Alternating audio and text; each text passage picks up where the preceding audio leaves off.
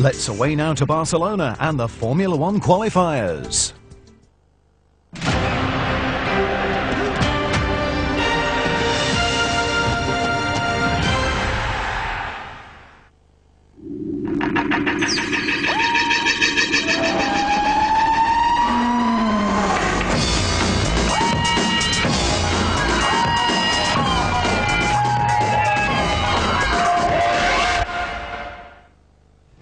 During the flight, the co-pilot informed us that we had an engine problem and would have to make an emergency landing at Lyon. We had about 10 minutes and had enough time to prepare ourselves in the brace position.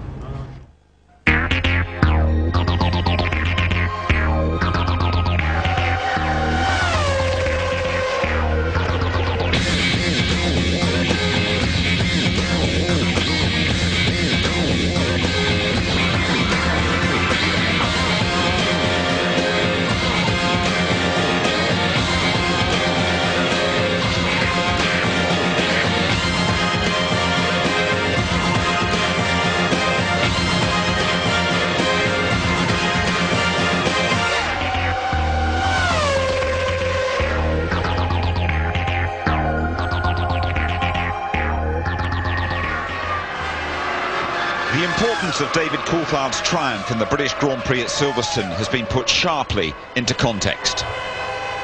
We saw a joyful winner, and Heidi, his fiancée, glowing with pride. On Tuesday, they both survived, along with his personal trainer, when their private jet crash-landed at Lyon, en route to Nice and the Scots' home in Monaco. The British pilot and co-pilot were both killed. And now Coulthard has to push the experience and the headlines to the back of his mind. It's very much business as usual at the Catalunya circuit, where he made his Formula One debut 6 years ago. Coulthard's here to do his job for McLaren, and the team decide that a statement is the best method of feeding the inevitable media frenzy.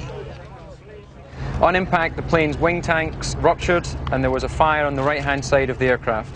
When the plane finally came to a rest, the front of the cockpit had broken free from the main fuselage.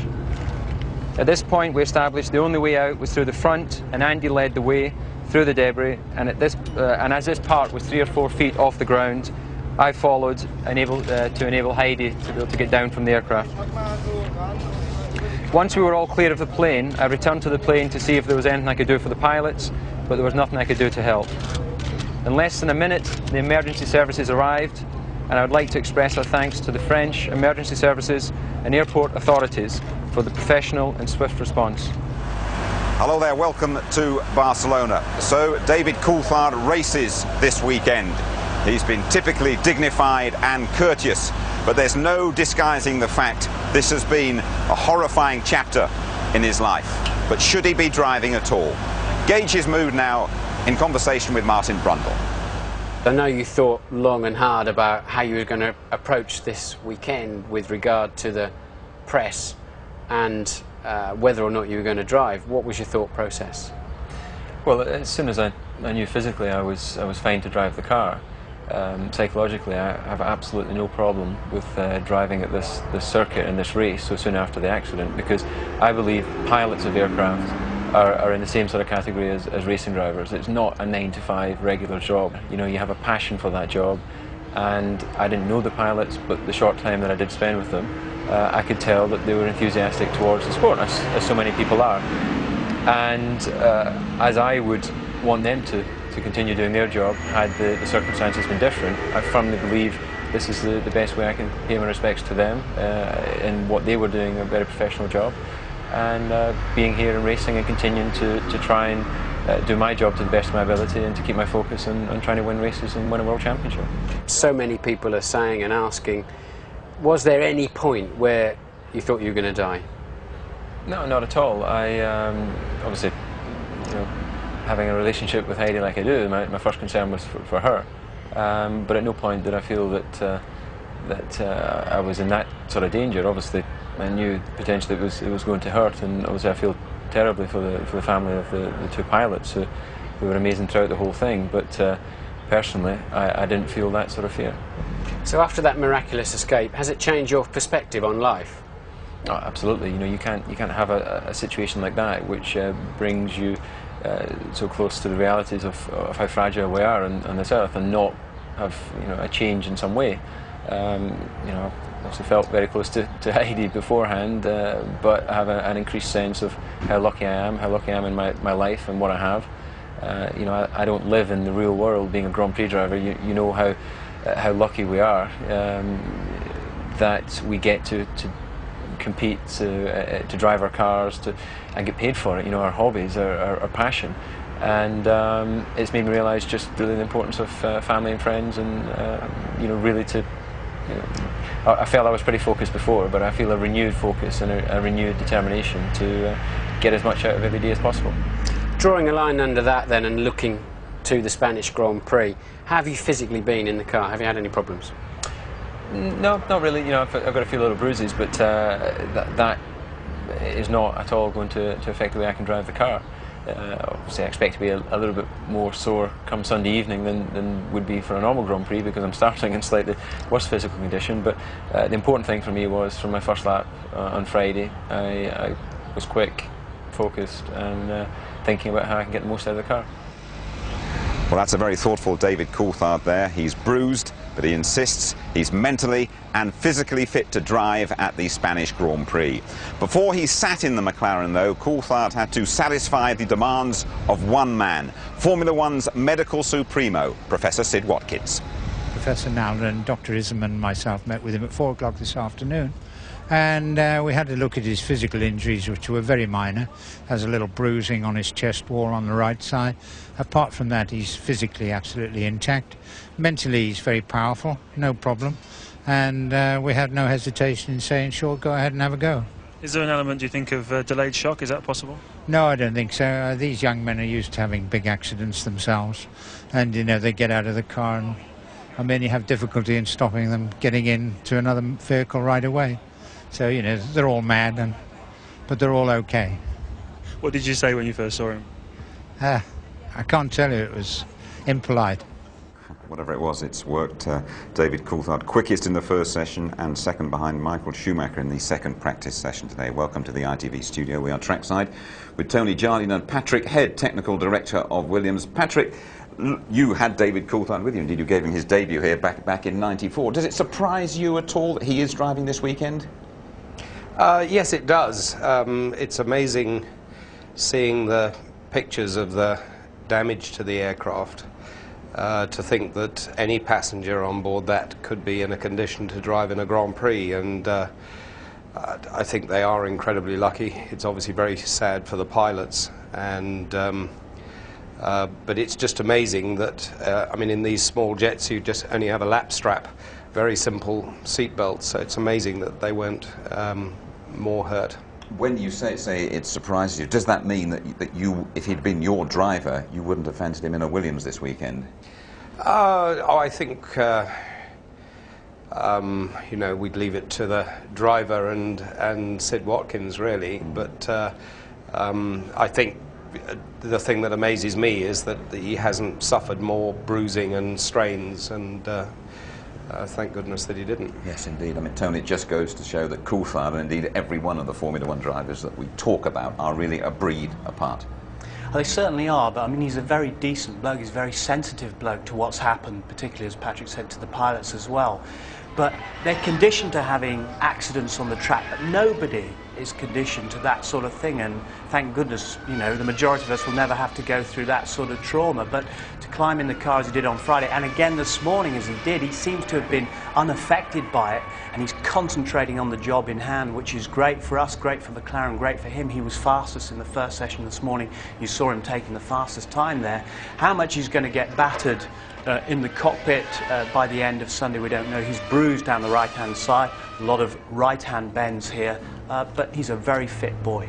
Okay, well, let's move on and let's talk about Williams, shall we? You know, at the start of the season, the message from the Grove headquarters in Oxfordshire was don't expect too much. We have an untried BMW engine. We've got a rookie in Jenson Button, and don't forget that Ralf Schumacher virtually carried the team on his own back in '99. Well, Schumacher has been very consistent, and look at Williams, tucked in nicely behind the big two. Without doubt, the biggest surprise story of the year so far is the success of the new BMW-Williams partnership. With 12 points from 4 races, including a podium at Melbourne, BMW has made the most successful debut for an engine in the last 10 years. Remarkably, they've had only 3 blow-ups in races, while their rivals Jordan and Jaguar have struggled to finish. 5th in last year's World Championship, this year they're lying 3rd. So how's it happened, and will it last? We've done better than most or many of the other teams, but some of those teams who have had difficulties when they're firing on all cylinders, so to speak, probably have the legs of us. We'll see. But that said, we are very pleasantly surprised with BMW's performance. We thought we'd start at ground zero and work up, but we've gone, if we did do that, we've moved well away from ground zero. I have to say Williams did a brilliant car this year. I think it's a big improvement to the 99 car. Our engine is slowly coming together. Performance-wise, we are not too bad. We are not too far from the top engines. We still have some potential what we would like to use later on this year. But as I said, in the moment, priority is reliability. Well, obviously it was a dream start and an unexpected start, and we didn't really expect to finish in such good positions to begin with, but at the end of the day our target is to win races and maybe one day to win a World Championship as a team, and obviously you take it as it comes, and now our target is to be 3rd in the Constructors at the end of this year. I know Formula One very well, and it's very difficult to get competitive in this game. It just takes at least 1.5 years. We could cut up some corners, and Williams, with their experience, helped us a lot to cut these corners. And so, yeah, we did it in a good way, and we did a bit better than the expectation was. But in the end of the day, we are still long away from where we want to go. And I still believe we're going to have some difficult time, because it's not going to go always just up. Formula One is very difficult coming in with a new engine, especially with a new driver as well. So now they've had to work very hard, but they've done an excellent job. When we've had problems, they've fixed the problems very quickly, and we'll just keep pushing on. And hopefully over the next few years we'll get right up there. It's a very strong driver lineup for their age. They're doing remarkably well. Sign of the times, I guess. There's some very good drivers out there got to beat, but I would say give them a little bit more time and winning equipment, they'll be winning. So how much more has Jensen got to do before Williams takes up its option on him for next year? Wouldn't have a clue. I'll speak to the big man upstairs. We'll just do a few more races and then we'll make our decision. But you must be very pleased with what you've seen so far. He's really exceeding expectations and will be a great racing driver, we think, no question. OK, Patrick, you're one of the 2 big men upstairs, I think we can say. What's holding you up making that decision? Well, obviously, there's no point in making such major decisions earlier than you need to. You need to get information together.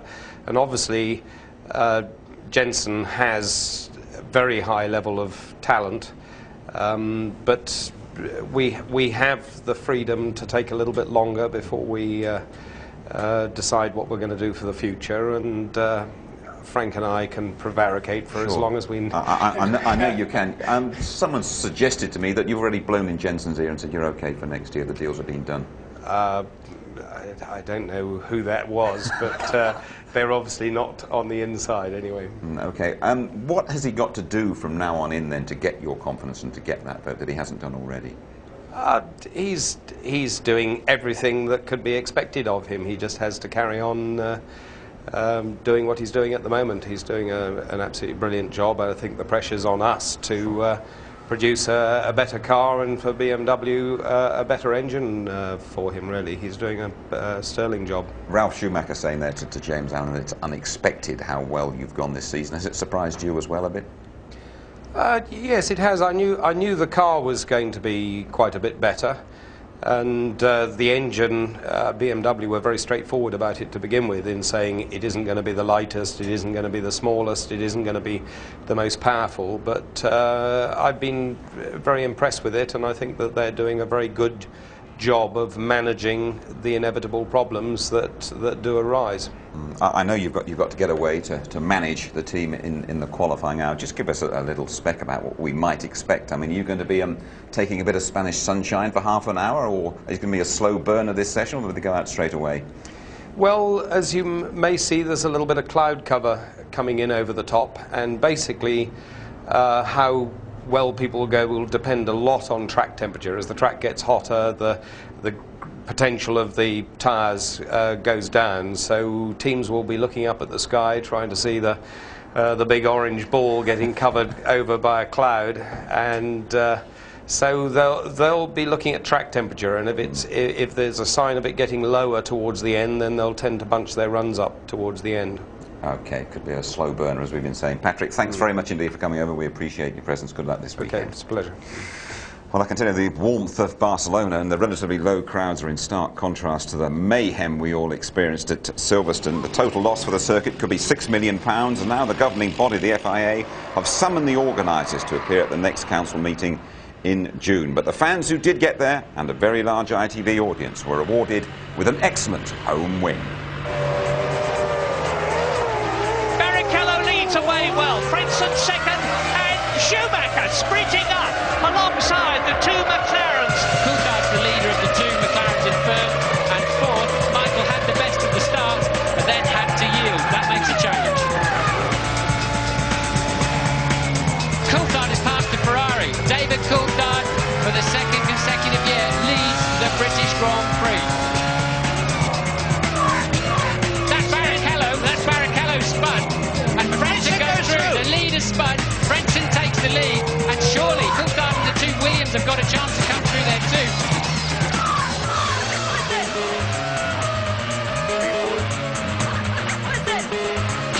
I want to keep an eye on Frentzen and the two Williamses, because I'm pretty sure they're going to have to stop again. I think this is McLaren's day. Frentzen does have to stop again. That strategy of Jordan's has blown it for them today. It's turned out to be completely wrong. What a cracking drive from Jensen. I think Frentzen's got a problem. Frentzen came out of Abbey chicane with a misfire. Maybe he's lost hydraulic pressure too. Oh look, Trulli goes through. Trulli makes a move into Priory. Villeneuve, I think, with some kind of braking problem. Mighty close now. David Coulthard wins the British Grand Prix by just 1.4 seconds from Mika Häkkinen, and McLaren 1-2. Enjoy it, David. You have deserved every drop of it. And so Michael Schumacher's lead is 20 points as Coulthard overtakes Häkkinen. Then it's Barrichello and Ralf Schumacher. Fisichella hasn't scored for the last couple of races. The Silverstone maximum for McLaren has improved their position. This is a great circuit for them as well. Williams, as we've been saying, a clear third above Benetton and Jordan. All right, let's take a closer look at the Catalunya circuit, a very familiar territory for all the teams. They test here regularly. Ferrari were even here last week and they went quickest. Now, Martin Brundle is with a man who lives round the corner and is hoping to score points in his home Grand Prix for the first time. Pedro, you're a local boy. I'm very jealous. This is your local racetrack. Yeah, it's my local racetrack, but I think it's the local racetrack for everyone because we've been testing so much, all the teams here, that I think there's no advantage of being my track. Yeah, it's a fabulous place. So we've come into the first S-bend, turns 1 and 2, 195 miles an hour, about 70 miles an hour on the way through, and accelerating hard up the hill here into turn 3. About 130 miles an hour where we are now, but this corner for me is very unusual because it's so long. How do you find it? Well, it looks very different from this point of view when you're walking than when you're on the car. Now it looks like if it's going to be flat, easily flat. Yeah. But once you're in the car, it's a fourth gear corner, very, very long, hard on the neck. It's nearly flat with low fuel and new tires, but just so long, it's difficult to predict where you're going to end up on the exit. Braking down from 180 miles an hour into turn 4 here. Another corner that wants to bite you right at the finish before you switch across the track into the downhill braking zone of turn 5, just 55 miles an hour. The next corner Pedro wanted to talk about is turn 9, Campsa. Arrive at 155 miles an hour, lose just 30 of those to take the apex at 125. Tricky corner though, Pedro. Very difficult because you come here very fast. It's a very fast corner also, and very bumpy. And what I try is just to position the car completely to the left. I normally have a look at this point, the end of the exit curb. I normally brake around 10 meters. It depends on fuel loads and tires, as you know. And just try to get a very good exit, put full power on the apex, get a very clean exit because you have a very long straight. There's very little to gain on the entry, but a lot to lose. 185 miles an hour before braking very heavily into turn 10, La Cacta. Stay inside. It's very difficult to put the power down as it constantly turns left before catapulting into 11, Bank Sabadell. Now my favourite part of the track. So Pedro, pouring out of turn 12 up to 160 miles an hour into, unlucky for some, turn 13. And you barely lift the throttle, do you, as you make your way through here? Yeah, just a little lift with a little bit of left foot braking, keeping the throttle maximum open and carrying a lot of speed in, a lot of speed out. Have a long straight, using the exit curb 100% until the grass. Typical corner in qualifying, you just have to go for it. But you have total belief the car's going to stick, because this black line tells the story. You just look at halfway through the corner, you're convinced you're going to fly off the road, aren't you? And then there's enough grip somehow to finish the corner. Yeah, it's true. You just have so much grip on the exit of this corner, and you just also have the exit curb to rely on. That's the key thing, I think, of this really going very fast out. Well, this is one of the most physical circuits on the Grand Prix calendar, but it's a thrilling one to drive. Thank you, Pedro, for your insight into a lap of the Catalunya circuit. It's a physical circuit, and it's a very windy circuit as well at the moment, Tony, as we can see problems for the drivers that causes, particularly here. Yeah, because the cars are so aerodynamically sensitive, those winds just come straight across the straight here, and they can affect the performance of the car. The front end of the car can go away suddenly. But it is very difficult to overtake here. Despite the long straight, and probably one of the most classic incidents people remember was 91, was Mansell and Senna going along sort of inches apart right down to the bottom. But even at the bottom when they get there, there's a chicane, and it's very difficult to find a way through. So good qualifying places, all important. Let's pop down to the grid and have a word with Jordan's technical director, that is Mike Gascoigne, and he's talking to Louise Goodman. Jim, this is, as you know, without doubt, the most popular track when it comes to winter testing. Jordan have done about 8,000 kilometres here since January. Mike, how does that affect things when you actually get down to Barcelona for the race? Well, obviously, we've made our tyre choice. We've got a pretty good setup, so we don't have to do so much running. We didn't do much running yesterday. Heinz Harald only did one timed lap. So we look to save the tyres, and hopefully that'll pay off for having new tyres in the race tomorrow. So technically speaking, does it make things a bit boring for you? No, I mean, it stops us having all the dramas that we normally have, hopefully. But, you know, it just means we know where we are and we don't have to worry about it so much. And does that mean that this afternoon we get a much closer qualifying session? I think you'll see things pretty much as normal. Normally over the 2 days we get things pretty sorted out. Here it's just a bit more relaxed to get it sorted out. Now, on another note, it was announced last week that you're leaving Jordan. Why are you leaving? Where are you going? Tell us the news. Well, I've signed a contract to join Renault and Benetton. That's not for a year's time. I'm with Jordan until the middle of next year, and obviously at the moment only concentrating on getting the best out of this year's car. Normally somebody in your position, it's a fairly high, well, it's a very high level technical position. Normally if it's announced you're going to another team, they tend to sort of move you out the way straight away, but you're staying with the team. Why is that? Well, I made it very clear to both Benetton and to Eddie that you know, I'll honour my contract. I'm very committed to Jordan. This is my car, and I want to make sure we get to where we should be in the championship this year, which is 3rd place. Have a good session. Thanks very much. Jordan looking for a late surge. Well, that takes us to our latest look inside the F1 rulebook. We call it Inside Track, and this week we look at some of the bits and pieces on the cars that aren't there for the driver's benefit.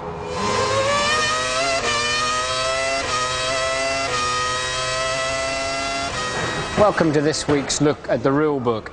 Now, there are several items that have to be designed and installed into a Formula One car that are not for use by either the team themselves or the driver. In fact, they're for the marshals and the FIA to use. This is a good example. Article 9 says there must be a button at the front of the cockpit which the marshals can easily access and press that pulls in the clutch, disengages the clutch. When the car has spun off or crashed and they want to move it out of the way, they can depress this and easily wheel the car away to make sure we don't have to have a safety car or a red flag procedure. Part of Article 14 says there must also be a switch accessible to the marshals in a horizontal plane that they can get hold of with a hook that they carry that switches off all the fuel pumps and the electrics of the car. And as part of the chassis, there must be this slot where they can feed in a strap for when they need to lift the car away from an incident.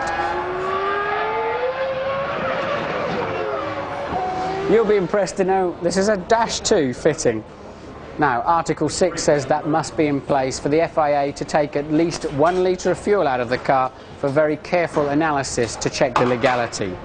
Now, also in this black box, the engine control unit, there's some software that if a car begins to spin, it disengages the clutch and hopefully keeps the engine alive so the driver can regain the track.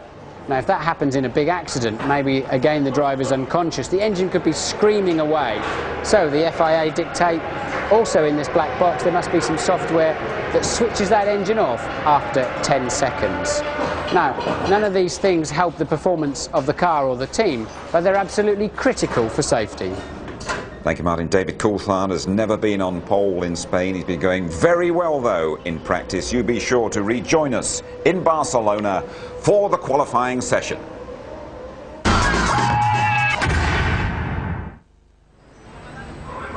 And this is us in Barcelona.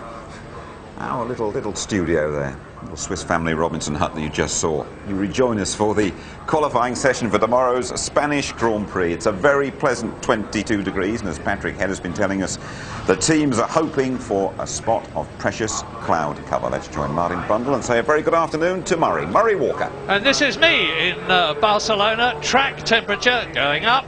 24 degrees it is now. And let's be absolutely clear about one thing at Barcelona. Qualifying as far forward as possible truly matters here. A lot of circuits are difficult to pass on. This one is extremely difficult. Mika Häkkinen, pole position last year. Mika Häkkinen won the race last year and the year before, and David Coulthard was second to him both of those years. Michael Schumacher, though, in the Ferrari seems to be on top of things so far this year, because this morning he went round in the new 2000 Ferrari exactly to the nearest 1,000th of a second, 1 second faster than Mika Häkkinen's pole position last year. And his teammate Rubens Barrichello was third fastest, and they sandwiched David Coulthard, who really is looking, notwithstanding the terrible problems he's had in the last few days, in very good form. Yes, the chat in the paddock really is the Ferrari faster or is the McLaren the best car out there? I don't think we've seen absolutely a clear-cut answer on that. They're certainly, thankfully, a lot closer than they have been in the previous 2 years, where McLaren really could easily have won this race by a lap or more. And so Schumacher has some pace, Barrichello not far behind. Ralf Schumacher going very well in the Williams, and it's certainly not a cut and dried case as to who's going to be on the pole or even on the front row for this weekend's Grand Prix. Well, as you see, we're getting them out good and early. I was worried, as usual, that we'd probably have about half an hour with nobody on the track. But Bridgestone told me that they're expecting quite a few drivers out early to put it in a banker, that is to say, a lap time that will guarantee them a place on the grid, and then they'll try to improve on that subsequently, depending how the weather goes. Now, since I started talking to you, the temperature has gone up yet further. Martin and I are always a bit suspicious about the track temperatures, but if you're getting consistent moves one way or the other, I think you can take it as read that things are changing. And Alesi may well have done something very sensible. He's in the Prost. This car now seems to have reliability. What they're looking for is speed. He's got out good and early, and obviously he's the fastest man on the track so far, with that temperature creeping up all the time. Now, this morning, as I said, David Coulthard was extremely quick. The other very significant thing, I think, was Schumacher, not Michael Schumacher, but his brother Ralph, because in this magnificent Williams BMW, which is shaking us all rigid this year in comparison with expectations, he was 5th fastest and for a long time was 2nd fastest. Yes, the McLarens and the Ferraris are continuing to dominate, but not by all that much, with Ralf Schumacher in the Williams BMW very close to them. And as a matter of fact, they're all pretty close, because as you heard from Pedro de la Rosa, they do an enormous amount of testing here. Yes, and Alesi, I think, working less hard at the steering wheel than he has done in previous races in this Prost. Doesn't have to correct the car so much on the way into the corner, but still, the car, look, he's still having to fight the car to get the power down. And once again, had to steer away from the corner there as he turned in. Had the steering wheels pointed in the wrong direction there momentarily. So he still hasn't got this car absolutely perfectly sorted out. And there's no circuit in the world where that shows up more than Barcelona. One fast, long corner leading into yet another fast, long corner. You cannot overdrive a car, Anna. You cannot pick it up and carry it too much. It's got to be with you. It's too high a speed, then there's no space to get away with it. That's 7/10 slower than Alesi was this morning. You can see he's already backed off. They will all be running 4 runs of 3 laps. An out as ever, 1 flying and an in. Well, this is the circuit. We had some rain at Silverstone a couple of weeks ago, but my goodness, when it rains here, it really, really rains. We were expecting it to be wet today. It hasn't been. You're looking at Rubens Barrichello, who led so well at Silverstone, 3rd fastest this morning. But one of the wettest races I have ever seen was here a few years ago, which was magnificently dominated by Michael Schumacher in the Ferrari in 1998. Appalling weather conditions, and he absolutely cruised home. So 1 out so far. You're looking at John Alesi in the Prost coming in. Here's a replay. Yes, that's what I was telling you about, where Alesi turns in the corner, look, and immediately has to turn back out again as the back end tries to step out, even with a simple downshift going in there. So still the aerodynamic centre of pressure moving around underneath that car as Alesi takes to the pit lane. They practice the pit in here very heavily. It's quite a long run before they get to the speed line, which is now. You can see the black skid marks after that, where they've all been practicing, and down to 60 kilometres an hour just in qualifying, 80 kilometres, 50 miles an hour during the race. It's a long pit lane at 60 k's an hour. And that looks like one of the Jordans going out as Alesi comes in. You just see the flash of yellow along the bottom of your screen. Didn't see which one it was. We'll soon identify it for you. And it's Heinz-Harald Frentzen, sat next to him at dinner last night. Very nice chap. He was very cool, calm and collected as ever.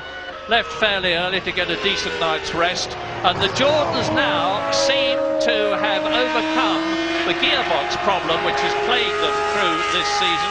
Frentzen was 7th fastest this morning, just about a second off the pace.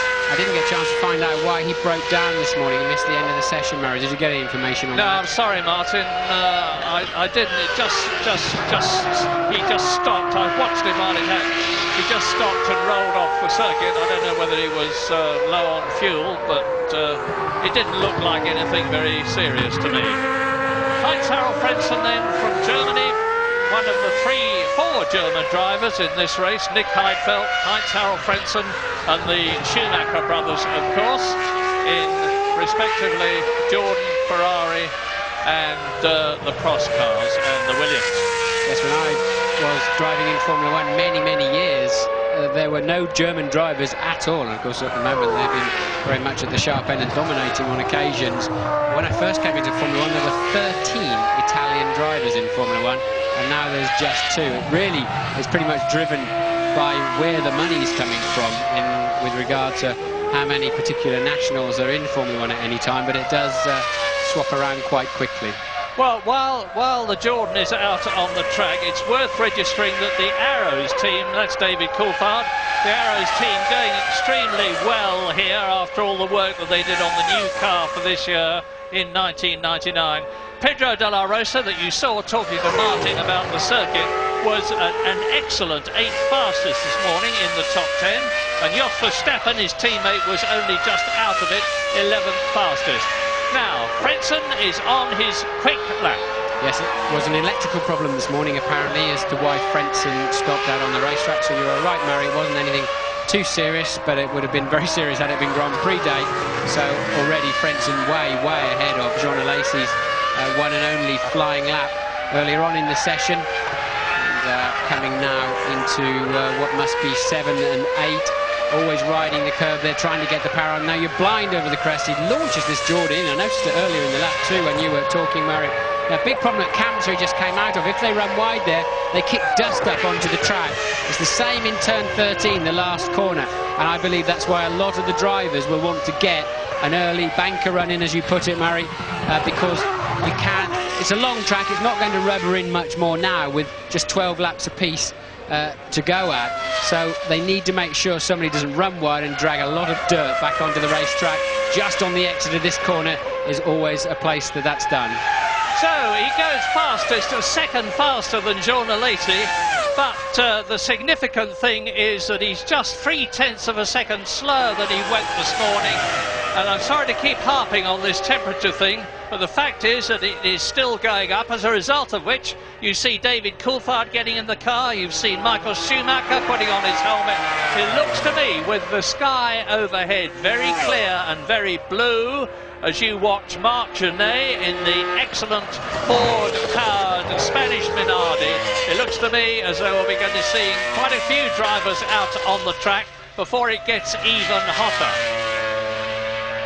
That's the never-ending turn 3 we showed you, and the car's sort of almost doing a wall of death around the outside by the time they've understeered enough through the middle of the corner, and you're just hanging on, just hoping you've got just enough grip to hang on, and it's a relief to be straightening up on that white line. Now he's down into 5. It all looks very calm, so I'm assuming that Genet is on an in-lap. Well, here's an excellent bit of news. I hope it keeps this way. Johnny Herbert, who was only 13th fastest this morning in the Jaguar, admittedly early days, only 10 minutes gone, he's on a very quick lap, which is going to take him, I believe, into provisional pole position, but with some 50 minutes still to go. And there is Johnny Herbert in the very distinctive Jaguar. I was talking to Neil Reslow, who's now taken over control of the team, and he was telling me that they think they've got the reliability problems bugged, and they're going to look now for speed. They've got it here at the moment. Johnny Herbert, second fastest to Frentzen. Yes, but that's a disappointing time at 23.2. That's going to be well over a second and a half off of the ultimate pole position. The Jaguar, in my view, is the most beautiful car on the racetrack in Formula One, but it certainly, sadly, is not the fastest at the moment. Frentzen fastest with 49 minutes still to go. Johnny Herbert second. Ricardo Zonta in the BAR is third fastest, but very disappointing this morning, only 21st. Jean Alesi, that you've already seen, fourth. Marc Genet, fifth quickest. So 5 out from the 22 who hopes to start this race. A lot still to come onto the track. And let me remind you all again that in order to qualify for tomorrow's Spanish Grand Prix, you've got to be within 107%. Johnny Herbert's got a loose wing end plate. Look, you can see it flapping about. It tucks itself underneath the wing. Something's broken off. And now Jacques Villeneuve in the BAR is on a quick lap. I think it's the camera mount, isn't it, that's come off. I think Johnny's probably rumbled across the curb and lost the camera mount. It's hanging on by a cable, and he'll be in the pit lane this time. Hopefully it'll stay with him until he gets all the way, and that's unusual to see, in fact, but I'm pretty sure that's the nose camera that we've shown you recently. Well, it's still Heinz-Harald Frentzen, the quickest in the Jordan, but as Martin has said, there's a long way to go and a long time to go. Check on the track temperature, 28 degrees. It is still going up. And Johnny is wheeled backwards into the garage. Let's have a look at that wing. Yeah, you're absolutely right, Martin. Well spotted. That's it. It is the camera mount, which has broken free as he went over the rumble strip, just hanging on by the cable. And here is Jacques Villeneuve in the BAR. Faster than he'd been in the first sector, fastest of all in the second sector, 0.2 of a second inside Heinz-Harald Frentzen's time. This was the man who at the British Grand Prix, was running well in the points until he struck a problem at the end. And this VAR with the new Honda engine is a very, very different motor car to last year's in its debut year. And Villeneuve moves up into provisional pole position, 22.3. That is 1/10 of a second faster than Frentzen, but 1/10 of a second is enough. A lot of speculation in the press and certainly some activity behind the scenes in Formula One with Villeneuve and his future driving contract. Some people have views that he's already moved. Interesting to see, but I think there'll be some quite early action this year on the driver contract front, that's for sure. Yeah, Villeneuve is rumoured to have moved, as you heard earlier on from Jim Rosenthal when he was probing, metaphorically, Patrick Head. There's even rumours that Jenson Button has signed for Williams next year. Everybody in Britain will be hoping that's true. And Ralf Schumacher, the man I was talking about as being the sensation of this meeting, in my opinion, so far, is really flying in the Williams BMW with 46 minutes still to go. He's gone through the first sector fastest of all. Here he is in the very distinctively liveried Williams BMW, which reminds us of the year that Nelson Piquet drove for Brabham with BMW power with exactly that livery.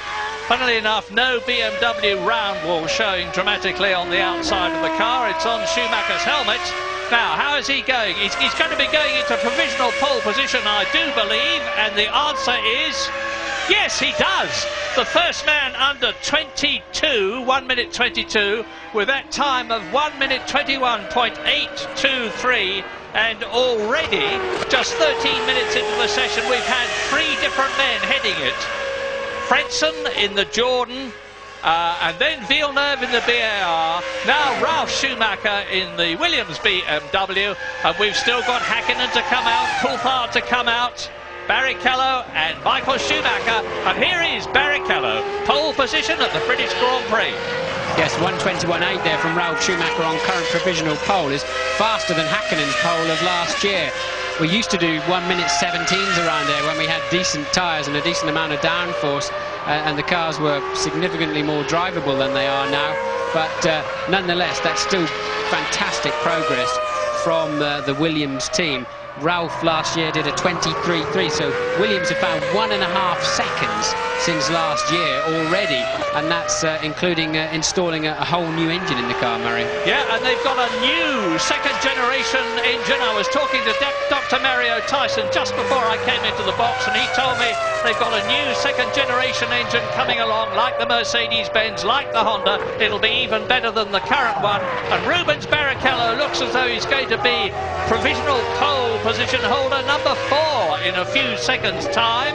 44 minutes still to go, and Rubens Barrichello is faster in the first and second sectors than he's been, and anybody's been for that matter so far. Coming down to the last corner, turn 13, he can see the grid unfolding before him. Over the line he goes, Rubens Barrichello, 1:21.770, and that is the 4th provisional pole position holder, and we've got more to come, no doubt about that. James has some news for us down in the pits. Yeah, just reflecting on what you were talking about a second ago, Martin, with Ralph's time. And it's in fact a second slower than he did here last week, which is some indication of just how hot it is here this afternoon. But on Rubens Barrichello, I'm told, I was speaking to him just before, and he said apparently Ross Brawn has been really good to him this weekend. He's put his arm around his shoulder after the 2 disappointments that Rubens has suffered, hydraulic failures while leading the race at Silverstone and as well in Brazil. Apparently Ross has said to him that he's already done more for Ferrari in 4 races than Irvine did in 4 years. Praise indeed. That'll please Eddie, but now Jacques Villeneuve, that you just saw as a provisional pole position holder in the pit lane there, is down to 4th fastest, because Jarno Trulli in the Jordan has gone ahead of him. His teammate Heinz-Harald Frentzen is in 5th place. Barrichello, Ralf Schumacher, Trulli, Villeneuve, Heinz-Harald Frentzen. Eddie Irvine is out on the track in the Jaguar, just completing the lap now. Irvine is 5th fastest, faster than Heinz-Harald Frentzen. Yes, the reigning world champion. You saw him, Mika Hakkinen, coming onto the track. I think Coulthard's on the track too. Both McLarens out at the same time, which I always think is silly when teams do that, because if one goes off, it spoils the lap for the other, or if somebody else goes off altogether and the red flags come out, then both cars lose out at the same time. But anyway, that I know in the McLaren team, they're free to run their own individual policy in each car with regard to when they want to go out for traffic, etc., etc. But anyway, both of the McLarens on the racetrack. Jenson Button currently on a good lap too, that's going to pump him somewhere around Eddie Irvine in 5th or 6th place when he comes over the line. Now, we picked him up now through the last 2 corners. Jenson, this is such a tough corner, this last one. It's brilliant fun, but it certainly takes some hanging on to. And Button goes 7th, yes, just behind Frentzen. So 22.6 for Jenson Button. Ralf Schumacher, his teammate, up in 2nd at the moment on a 1:21.8. Excellent that for Jenson Button. He was 10th fastest this morning. He's 7th fastest at the present moment. 0.8 of a second off Rubens Barrichello's fastest time so far. And it's the first time in sort of competitive conditions that Jenson Button has driven here on this Barcelona circuit. Yes, he's had a lot of testing miles like everybody else, but when you get the pressure of actually having to qualify or race, it can be a very different thing. How is Mika Häkkinen doing? Well, the Finn now is on what he hopes is going to be the lap that moves him up into provisional pole position, but he'll have to do better than he's doing at the present moment. 4/100ths of a second off the pace. He can make that up, of course, in the remaining 2 sectors and more. Now, there's a few people around the paddock, just a few, keeping a close eye on Mika Häkkinen, because he was reasonably lacklustre during the Grand Prix at Silverstone, and has had reminded us very much of Spa last year, where Coulthard got away and Mika almost seemed to give up on it.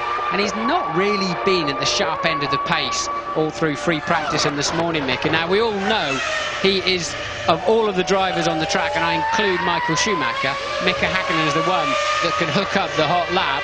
But it's curious, he seems just a little bit downbeat.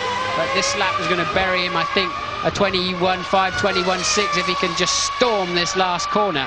And is going to put him, I'm sure he's going to be on the front row of the grid with this. Let's have a look. Has Mika Häkkinen done it? Yes, he has.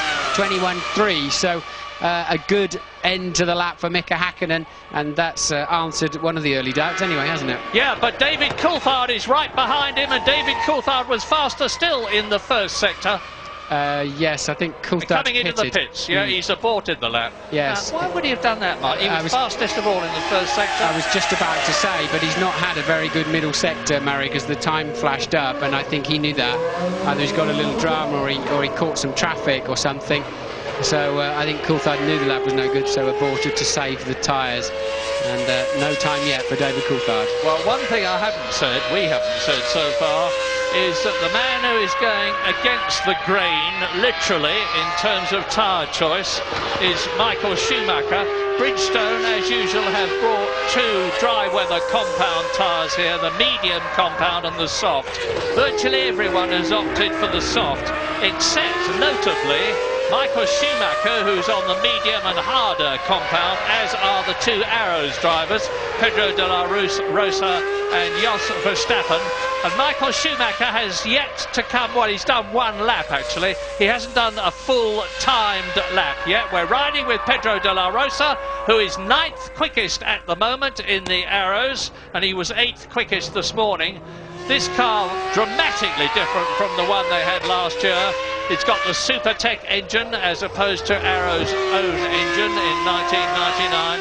The engine is a lot better, the car is a lot better. Pedro de la Rosa, the Spaniard, he's in his home country and he's now got a season's experience behind him, and he's not happy with that lap because he turns in. 38 minutes to go. Mika Häkkinen, 0.4 of a second faster than Barrichello, just over 0.4 quicker than Ralf Schumacher. Trulli is 4th, Villeneuve is 5th, and Irvine is 6th. News from James Allen. Just what David Coulthard didn't want. Something is definitely afoot. At the moment, he's still sitting in his race car. The mechanics are looking around the back of it. He looks pretty calm, but Ron Dennis, the team boss, is looking quite agitated. Obviously, he wanted David very badly to get a number on the board here as early as possible to steady him down after his extraordinary aeroplane accident in midweek. But the mechanics are currently preparing the spare car for Coulthard. So there is some kind of trembling at the back of this race car of Coulthard's, and I'll keep on top of it and let you know what happens. Now we're watching Michael Schumacher, who's on his quick lap. He's done his out lap. He's on the third of 12 laps that he will be doing this afternoon.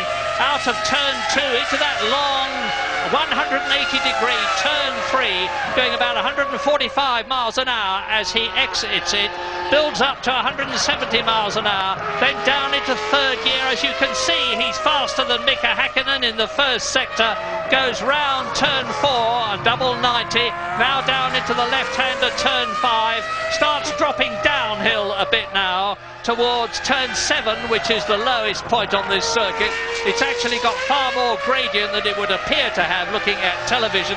Now he's climbing up again towards Kapsa, the 5th gear, 120 mile an hour corner, and he's completed half a lap, and he's still 8/100ths of a second inside Mika Häkkinen's time. I remind you, the pole position front row of the grid here for the Spanish Grand Prix is of vital importance, and Michael Schumacher last year was not there. Well, this Ferrari's got very, very good basic speed around now, because this is not a particularly good lap from Michael Schumacher.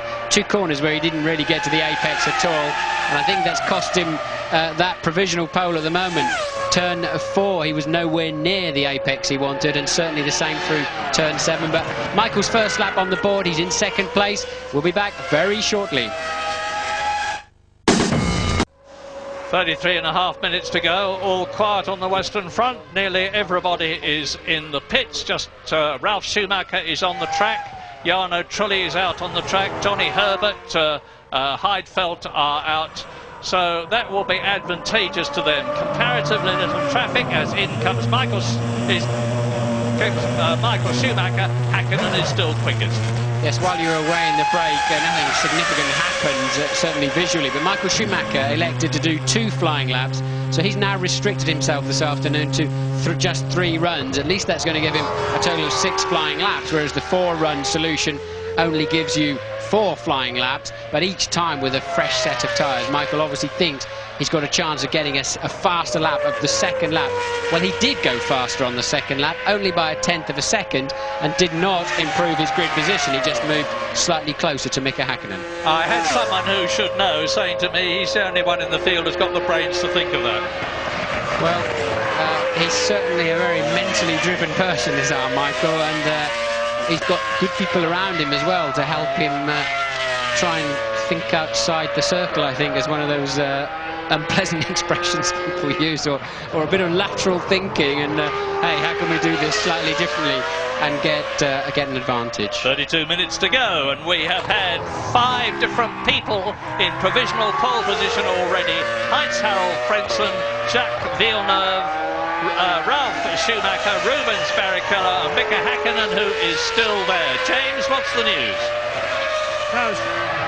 Reflecting on what you're saying there, what Martin was saying, in fact, my information is that Michael's brother Ralf was also very seriously contemplating running the harder tyre today. They've obviously been talking a lot since last week's test coming here this weekend, and Ralf has hardly used the softer tyres throughout this weekend, but at last minute I think obviously someone at Williams, or maybe the lap times that Jensen was pulling, made Ralf decide to switch to the softer tyre. But it's obviously a ruse that Michael's had up his sleeve.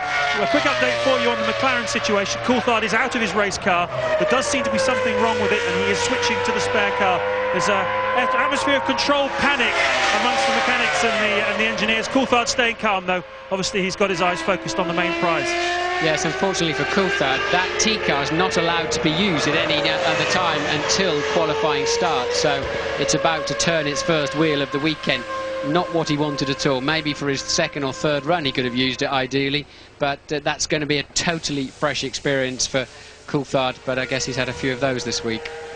Well, just about halfway through the 1-hour session, and Fisichella has still not qualified. He's out now on the track, and I've little doubt that he will qualify, because he went fairly well this morning. 12th fastest in the Benetton, which is shortly to become the Renault team sponsored by Benetton, as opposed to the Benetton team sponsored by Benetton. That'll be the year after next. You've heard from Mike Gascoigne that he's going there as the technical director. And Flavio Briatore, who is in charge, is casting his experienced eye all round the paddock, looking for good people. Plenty of them, some time to go yet before it's Renault. And now you're watching the Prost of Nick Heidfeld, who was actually faster than his more experienced teammate, John Alesi, the most experienced man in Formula One these days, Alesi, this morning, that is. Nick Heidfeld, the German Formula 3000 champion of 1999. He's currently 15th fastest, but he's much slower on this lap than he was on his previous quick lap. The top 10 so far, with 29.5 minutes to go. Häkkinen and Schumacher, row 1. Barrichello and Ralf Schumacher, row 2. Trulli in the Jordan and Frentzen, his teammate, row 3.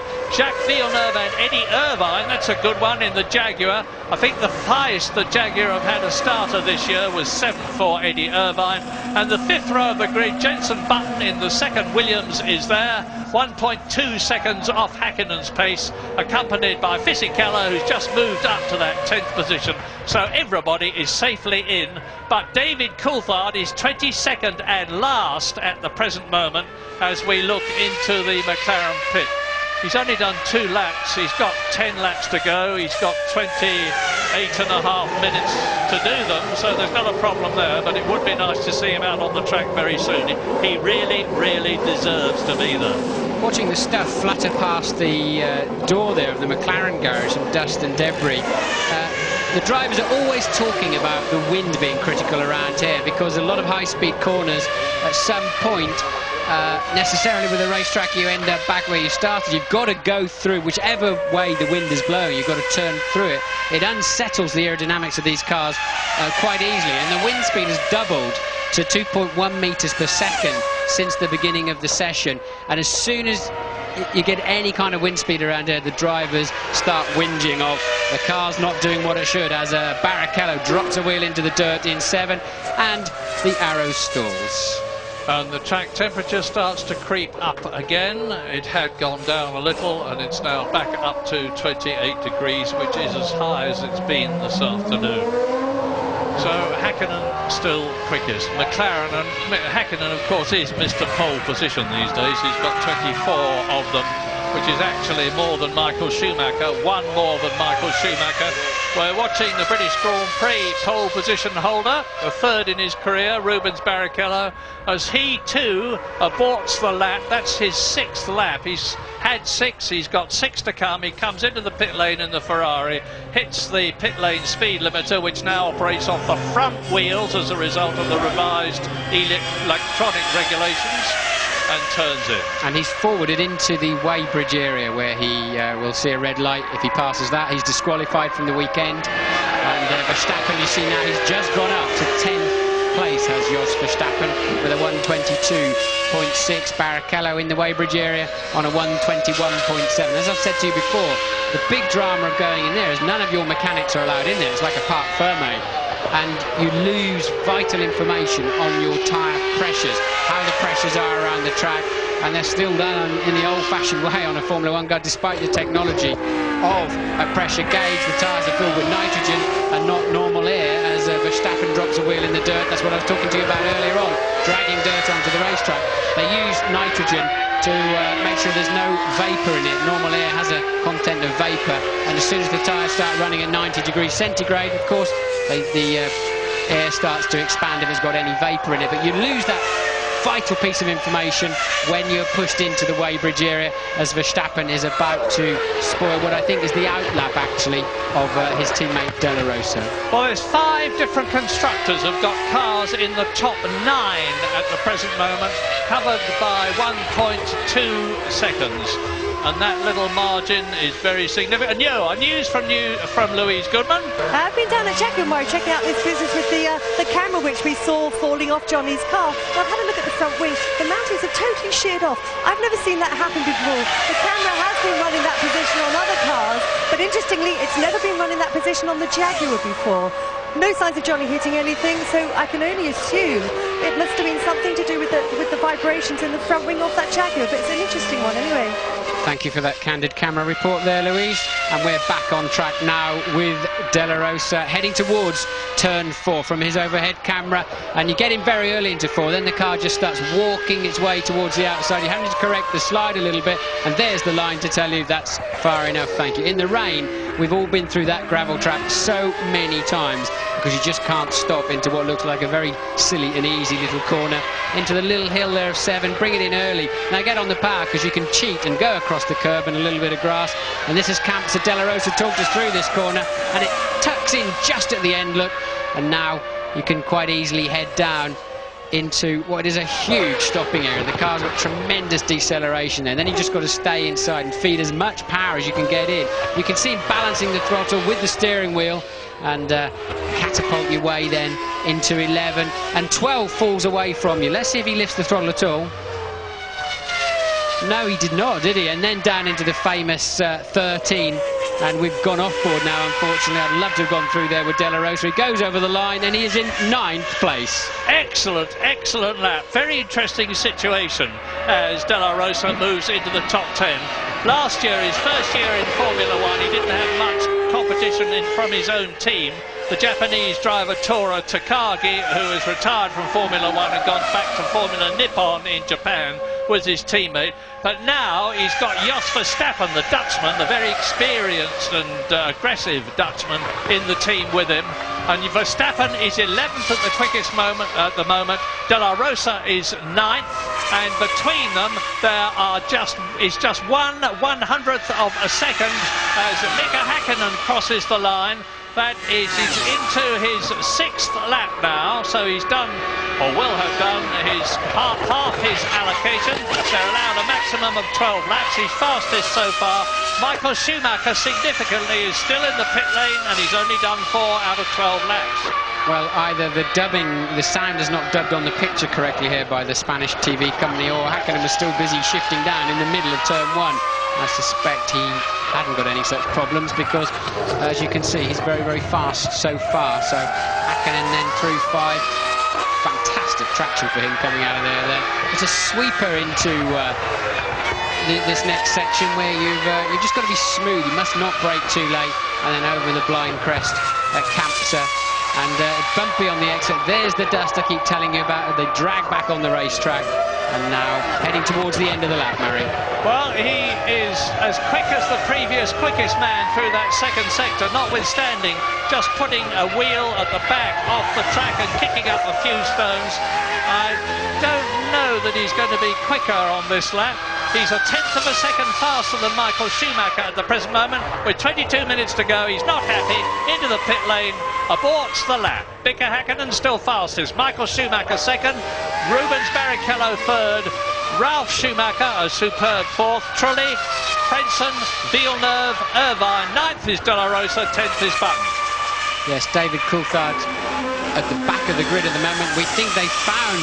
Coulthard goes 3rd. Coulthard out of view of the cameras on a 21.5. We think they found the fuel problem on his car. He was in the race car. So now they finally picked up Coulthard, but that's the end of his first hot lap as they were following Häkkinen into the pits. And David Coulthard up onto the 2nd row of the grid. Just 0.2 of a second off a pole at this time. Michael Schumacher, as ever, seems to be between him and Häkkinen, who's currently on the pole. People were saying to me, is David Coulthard going to be all right after that terrible, terrible air crash of his?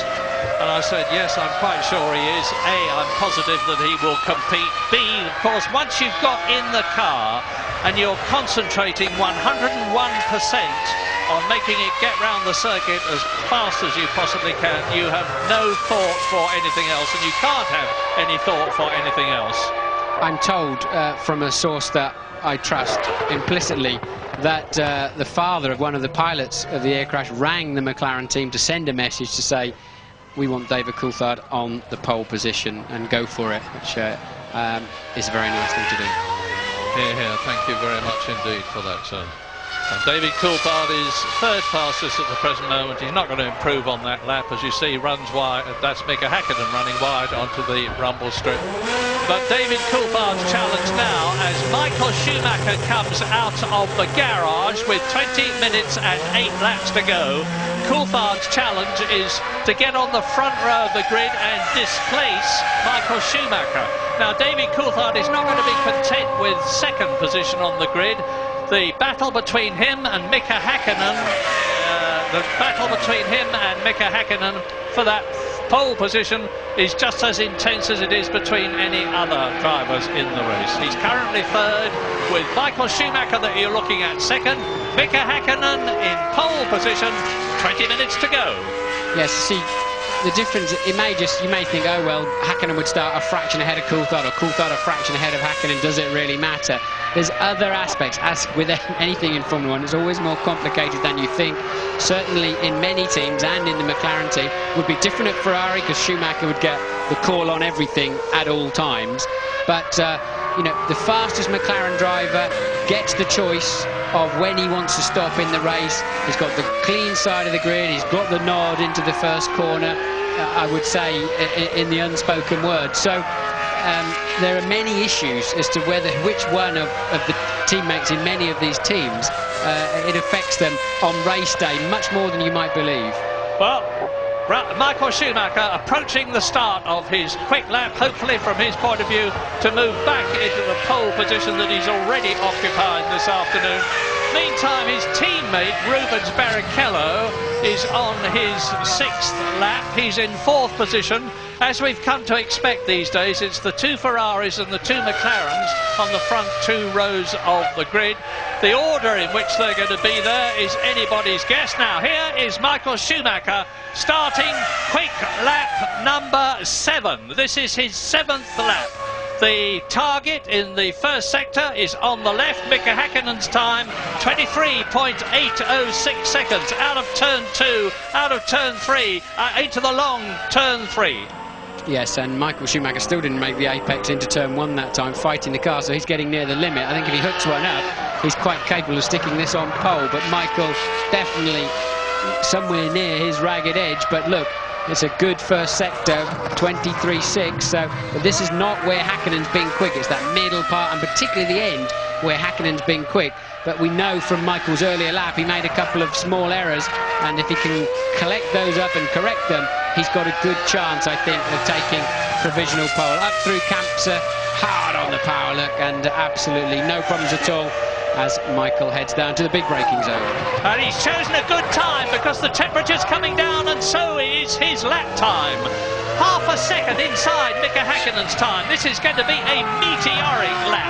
Last year's pole position time, 1 minute 22.088. Mika Häkkinen has already gone 7/10 of a second faster than that, and it looks as though Michael Schumacher is going to go faster still and throw down the gauntlet to the McLaren driver. And yes, he's done it. 1 minute 20.974. Michael Schumacher goes back into pole position, and he has got 5 laps to go as Mika Häkkinen placidly and impassively looks at the monitor with the times in front of him and thinks, I've got to go out there and do better still. And what Häkkinen is looking at are 3 figures, the 3 section times. He's a 10th slower in the first section, 3/10 slower in the midsection, and a 10th faster than Schumacher in the last bit. So Häkkinen knows now where he's got to go out and pull something out of the bag. That was a cracking lap from Michael Schumacher, and he's still got a bit left in my view. Now look at Rubens Barrichello. He's 3/10 out with 2 sectors completed. This could move him. This might just move him onto the front row of the grid with his Ferrari teammate. And if he does, that will be very, very bad news for McLaren to have the 2 Scarlet Ferraris ahead of him. It looks as though James, what's the news? Quickly. Big fire in the pit lane. Nick Heidfeld's Prost has just come in. There's a big fire. It's out now. but it's right in front of the Ferrari garage, right where Michael Schumacher pulls his car out when he drives out of the garage. Thank you, James. We're looking at Heidfeld now. We're looking at his car as you see the marshal putting the fire extinguisher powder onto it. So Nick Heidfeld's Prost caught fire, as you heard from James Allen. You didn't hear from me as you watch Heidfeld walking away. The Rubens Barrichello is now in third position ahead of David Coulthard. So it is Ferrari McLaren. Here's a playback of Heidfeld stopping at the pit lane, and woof!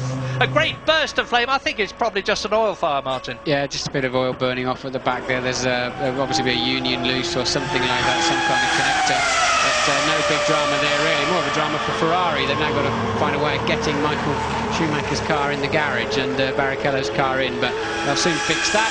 A little drama, but there's another toy they made earlier for him back in the garage. We're going to take a break.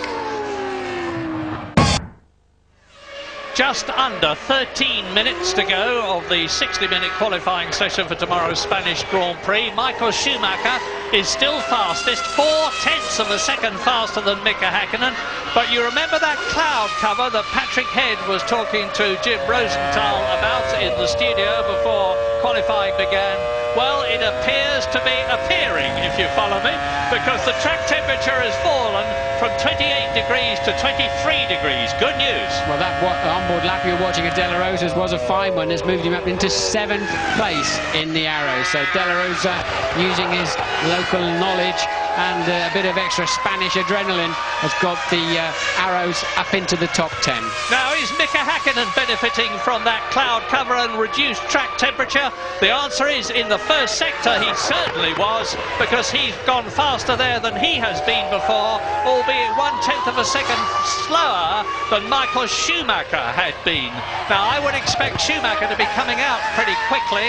We've got 11 minutes and 40 seconds to go in the session. Schumacher has got 5 laps left. Häkkinen's gone faster than he had been in the second sector. Now, is he going to move into pole position again? No, 3/10 of a second, nearly 4/10 of a second slower than Schumacher, who I think has got something in reserve if the track stays cooler. So Schumacher laid down the gauntlet. Mika Häkkinen could not respond. It was a reasonably tidy lap. So Häkkinen, 3.5 of a second. That's a lot. I think you find that's Coulthard about to start what's effectively his second flying lap because of that technical drama earlier on. So Coulthard now back into 4th place as Barrichello passed him. Coulthard now needing to hook one up.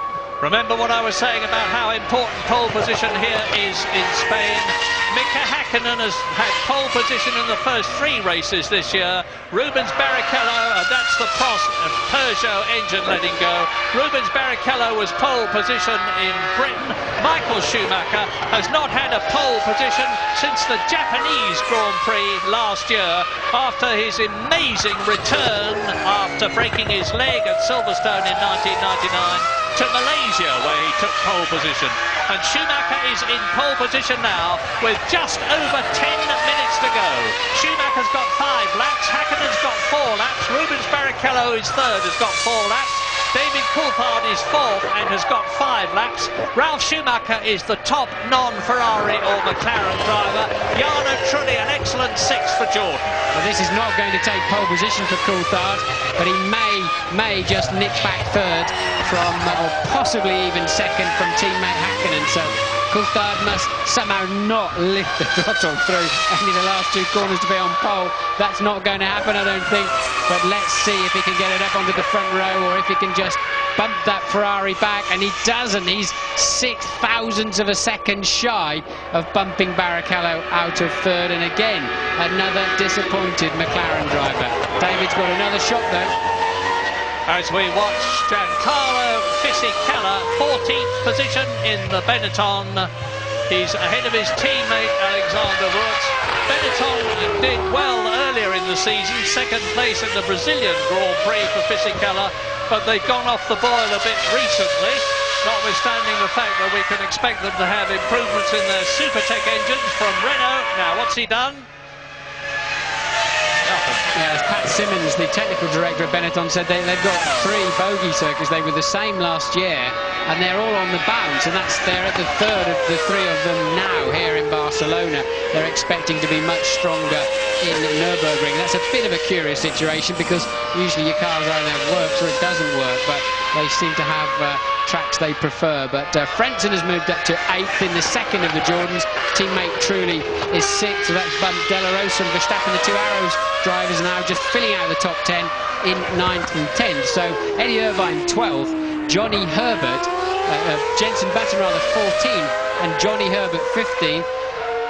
Coulthard is only 4th at the moment, so Brits not having a good day here, Murray. No, they're not. 8 minutes to go, and it's looking pretty fraught as far as McLaren are concerned, although we all know from having seen it many, many times in the past that Mika Häkkinen, like the late Ayrton Senna, has this incredible ability to deep and produce a lap quicker than anybody else has done, right at the last knockings of the qualifying session, and that is 8 minutes away. Well, I saw Häkkinen make a mistake going into 11 and the back end stepped out a bit. We know Michael sort of missed the apex in turn 1 on his best lap, but then had a super lap towards the end. I think Michael's got every bit as much left in his pocket, which is a 10th or 2 tenths, as Mika Häkkinen has, and I would think Michael really must be sitting there quite confidently at the moment, expecting to start this race on pole position, but they've all got a run left. All the key players. The only person who's now finished his runs is Frentzen down in 8th place. Jordan again disappointing slightly here, but there's 7 minutes and 15 seconds remaining. Yeah, very disappointing for Frentzen. Less disappointing for Trulli, his teammate, who is in 6th position on the 3rd row of the grid. But I think it's going to go a bit quiet for the moment now. There'll be a great outpouring of motor cars onto the track with about 5 minutes to go. That's in just under 2 minutes' time. Eddie Irvine out on the track trying to improve on 12th position for Jaguar. His teammate Johnny Herbert is in 13th position. All good so far, half a second off the pace in the 1st sector. Now, in order to improve his position by 3 places, Eddie's only got to go 2 tenths of a second faster, and he'd be in the top 10. Now, I saw the Supremos of the Jaguar team saying that they're missing not having their own wind tunnel, which I think is absolutely correct. They are at a disadvantage over many of the teams, but they've got the same wind tunnel facilities that Stewart had last year, and were winning a race, and very, very much at the sharp end in many of the Grand Prix. So I fear their problems are not only not enough time in a wind tunnel at the moment. Well, they're doing a lot to put the management structure right. More of that in just a moment. Let's see how Eddie Irvine has done as he crosses the line, and he improves to 10th position. So there's a Jaguar in the top 10. Johnny Herbert is 15th. And Neil Ressler, the American who has got such an influential position in the Ford empire, announced yesterday that he's taking over Supremo role at Jaguar with an enormous amount of support from Ford and from people like Wolfgang Reitzler, the head man of Jaguar, Jonathan Browning, who's the managing director, and Richard Parry Thomas, who's their great man on handling. So there's all the brains and management ability in the world behind Jaguar, but it's a long, long climb to the top. How's Ralf Schumacher doing? Well, he is in 5th position, and we're looking at Ricardo Zonta in the BAR down at 17th place in comparison with his teammate Jacques Villeneuve, the 1997 world champion, 10 places ahead of him in 7th position on the grid. Never quite understand the Zonta situation. He came with highly recommended, really, didn't he? And he just seems, I've said before, it's just a half a step behind the car. Often he seems to be not quite in the right place on the racetrack. Lots of innuendo behind the scenes that Villeneuve, being the main man there and actively involved in the team, that Zonta is artificially kept back. I can't substantiate that. But certainly Zonta never seems to quite shine compared to what we were expecting from him. No, in his own words, he doesn't do well enough in qualifying. He's the Formula 3000 champion of the past, and he's the Mercedes-Benz GT champion, so he's got all the qualifications in the world. But doing well in lesser formulae, as we remember with Jan Magnussen, doesn't mean to say that you're going to do well in Formula 1. And he one must say, hasn't done well in Formula One thus far.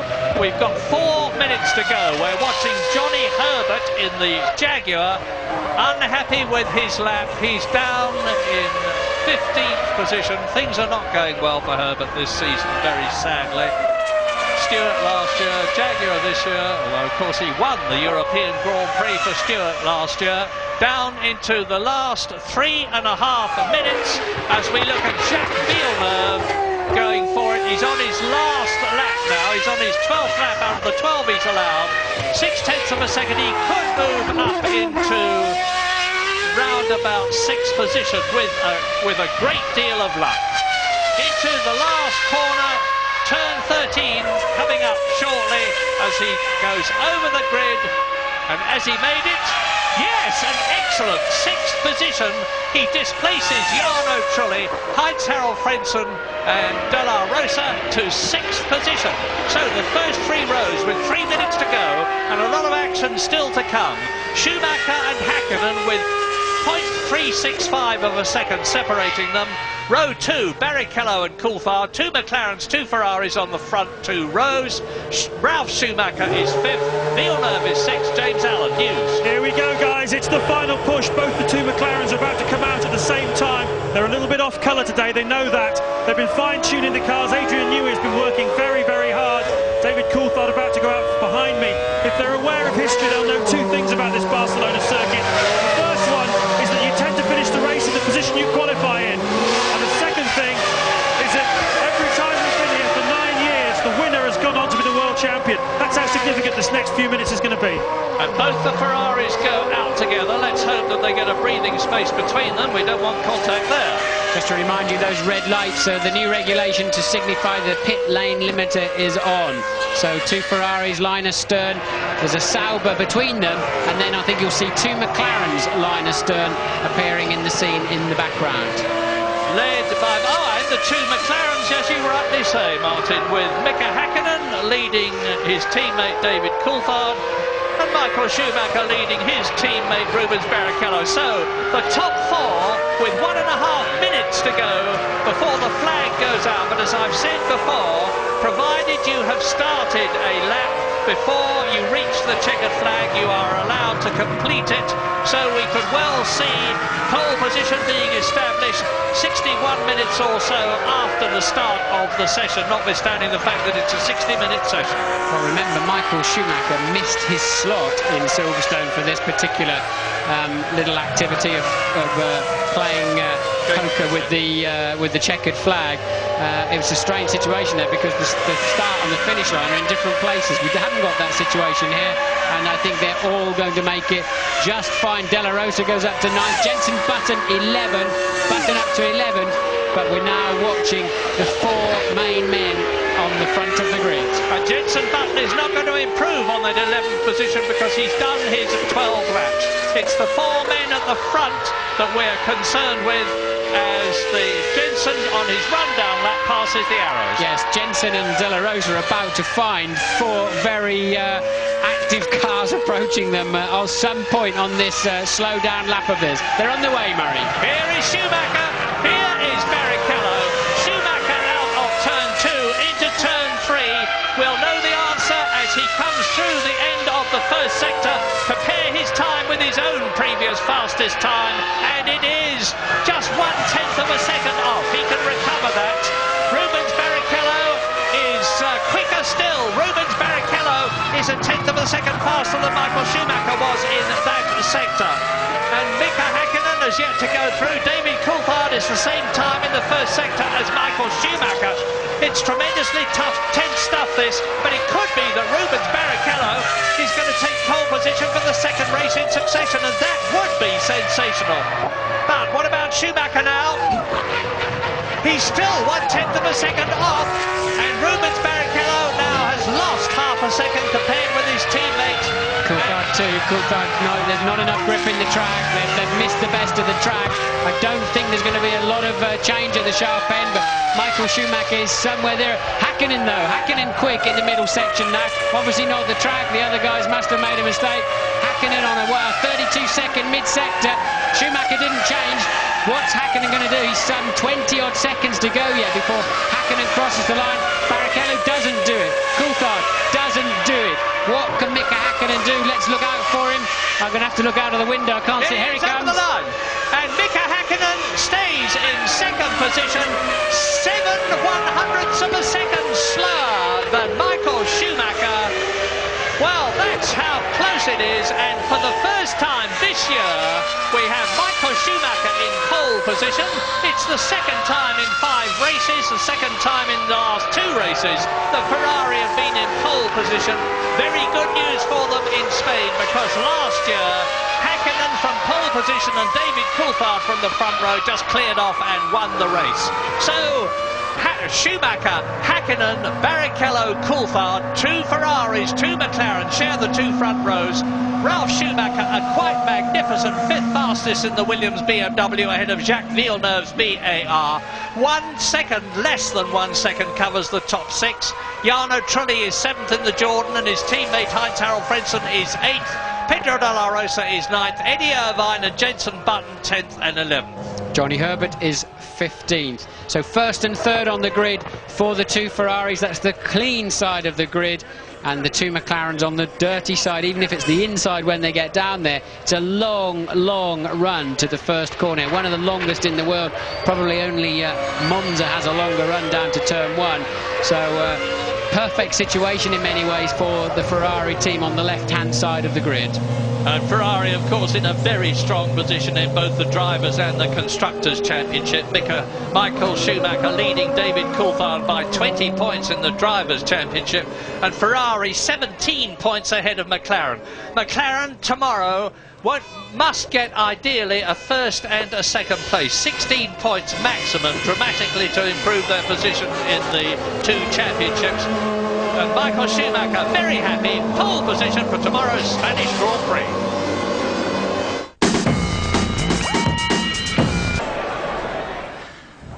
Welcome to the top 3 qualifiers for the 2000 Spanish Grand Prix. Michael Schumacher, Mika Hakkinen and Rubens Barrichello. Michael, that's your first pole of the year on what is traditionally a McLaren track. How satisfying is this moment?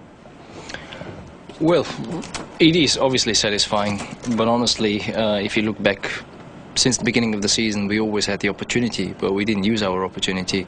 As you see, things are so close. It's just, if you just get it perfectly right, you can do it. If you just do a little mistake, or if you have some flex and you cannot do your laps, then obviously you don't do it. But, you know, pole position is nice, but on the other side, the race counts, and that's why I just want to wait till tomorrow. Michael, you mentioned the word perfect there. Given the amount of testing you do around here, was that lap as close to perfect as you can get? Unfortunately, with this condition we see here, with the wind, you always feel, well, you could have improved here and there a little bit. Whether you actually do or not, it's another question mark, but it was as good as it probably could have been for the circumstance. Okay, thank you, Michael. Mika, you seem to have been fighting the car a lot in the practice sessions up until now, but you seem to have solved the problems in qualifying. Does the car deserve to be on pole position? Yes, basically yes. I think we did not get, and I did not get 100% clear run in the whole session until the last run, really. So I didn't really get the opportunity to maximize it. Okay, thank you, Mika. And Rubens, it seemed that you could have caught Mika on your last run there, but you lost it in the 2nd sector. Can you tell us what happened? Well, as Michael said, I think it was quite windy and it was unpredictable sometimes when you were out there. So in a way, I thought the car was better this morning with the setup it was than this afternoon. Not that we changed that much, but I didn't feel the car as good as this afternoon. So in a way, you know, it's good to be in the top 3, but I'm disappointed not to be on the 1st row, because I think it should have been better. Are the handling problems of Silverstone now behind you? We still have some kind of a problem. This morning, still my steering wheel was still affected, and it's still funny why it happens. But I think the team is getting on the top of it because they know what we need for the future. Basically, if we do a change, we need to check quite often what's going on. Thank you, Rubens. Michael, for the race tomorrow, how important is the start going to be? Imola and Silverstone, you made some bad getaways. Is it all going to happen in the start tomorrow? Afterwards, you always know more. Generally, if you do a good start and you can lead the race and you can plan your tactics from the leading position, it's always slightly easier than being in the challenging position. But we have proven that we can win even from behind. So it's not the most necessary, but it helps. Thank you, gentlemen. Michael Schumacher has put a Ferrari on pole in Spain, the first time that's happened since Niki Lauda 25 years ago, and a real shock, Tony, because Ferrari always tell us if there's one place they hate, it's the Catalonian circuit. Apart from anything else, they don't normally test here with the rest. The first time they came here with the 2000 F1 car was last week. Ominously, for McLaren, the Ferrari was quickest both in the wet, at the end of the week, and also in the dry session. Now this, we're seeing, is a shift in the balance of power. If they can get it right here at this very technical track, which has seen McLaren dominance over the last couple of years, means Ferrari have done a great job on this car, which we already know. Big test here, though. Schumacher going his own way, choosing those different tyres, and well, has he got it right and has everybody else got it wrong? Well, I mean, the race will play that one out, but I mean, he certainly always thinks of the different options, but it's just great to watch him going around here, and especially he'll be feeling every lap, confirming that this is the best Ferrari that he's ever driven, and it's his demeanour as well. The guy has got a spring in his step. He's going around smiling, running up and down the pit lane, talking to everybody. You know, like this is his year, and this is a crucial race. Right, let's see what Ferrari have made of their performance. Let's have a word with Ross Brawn, the Ferrari technical director. Here he is then chatting to James Allen. Ross, second Ferrari pole of the season, the first for Michael, and you felt it was always going to come here. Yeah, we had a very good test, and we were always a bit unsure where McLaren were, because the tendency is perhaps to run more fuel than we do sometimes, so we were a bit anxious about that. But today everyone's down on the same fuel level, so we're pretty happy. You're surprised they looked a bit off colour today, the Maccas, didn't they? A little bit, but I mean, the last few races, from the start of the season, we've been very close. And I think people were saying they had a performance advantage at the beginning. I'm not sure that was the case. Silverstone, if we'd had a clean race, would have been much closer than you saw. So I think it's where we expected. The race winner here every time at Barcelona has gone on to be world champion. That's an tempting prospect. Well, I think we'll try and do that either way. Yeah, we'll see about that. And what about those off-colour Maccas, Coulthard in particular? Well, it may be of no consequence whatsoever, but the fact that they had a fuel feed problem with his car and then they eventually fixed it, and you can see here a lot of chat, Ron Dennis looking very concerned there. He's speaking about it could be something to do with the simplified electronics. They now mean that the engine and the way it runs, it's much simpler almost than a road car in terms of the electronic control of the engine. It would, some engineers say, be easier almost to run carburettors than with the current simplified system, which of course came in at the British Grand Prix. That may have been a consequence, it may not, but they are not on the ball as they were, and I agree with Martin that Hakkinen was definitely a little bit lacklustre. A word about Williams. We had Patrick Head here right at the start of the show, and Jenson Button has done pretty well. So has Ralf Schumacher. Perhaps we should give him more credit than we do. Ralf Schumacher, I think he turned it around, a couple of years ago when he got that 6th place for Jordan at the British Grand Prix, and he's grown in stature and in strength. I think he's an incredibly good driver, good technical driver, so quick and so brave. The other thing is we saw at the British Grand Prix, and we might see here, he takes no prisoners, and that includes his brother as well. Absolutely. Tony Jardine, thank you very much indeed. Let me just remind you of our coverage of the Spanish Grand Prix. Tomorrow, as always, we're with you with the build-up from 12:15 tomorrow. Highlights, reaction, comment and analysis at 11:30. And on ITV2, we repeat that highlights programme 7 o'clock on Monday night. And there we are then, the first pole of the year for Michael Schumacher and his Ferrari. You know that combination won here in the wet back in '96. Rain predicted for this part of Spain tomorrow. See you for the race. Bye-bye.